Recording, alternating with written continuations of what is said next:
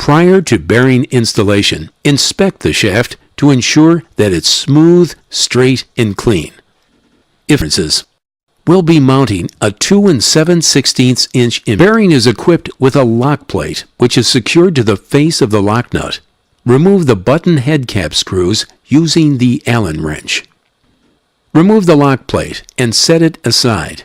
We'll reinstall the lock plate after the bearing is mounted. Holding the adapter sleeve, rotate the lock nut counterclockwise, 1 to 2 turns. This will allow the adapter to fully expand. Slide the bearing to the desired position on the shaft.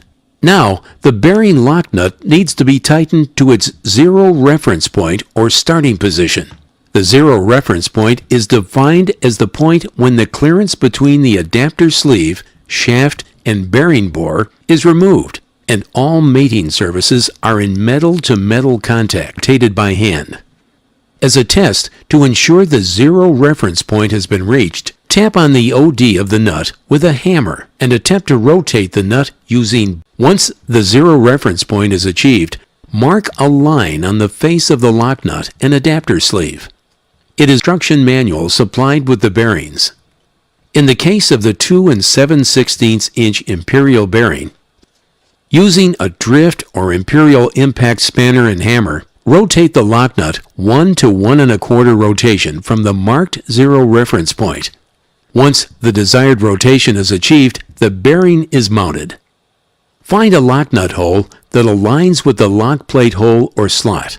If the closest lock nut hole is beyond a lock plate hole, mark the adapter at the next closest lock plate hole.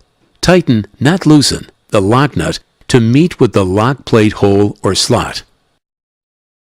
Next, put the lock plate on. Then insert the lock washer and button head cap screws through the lock plate into the lock nut holes. The fixed bearing has now been properly mounted to the shaft. To keep the housing in position, loosely install the base bolts. We'll now mount the float or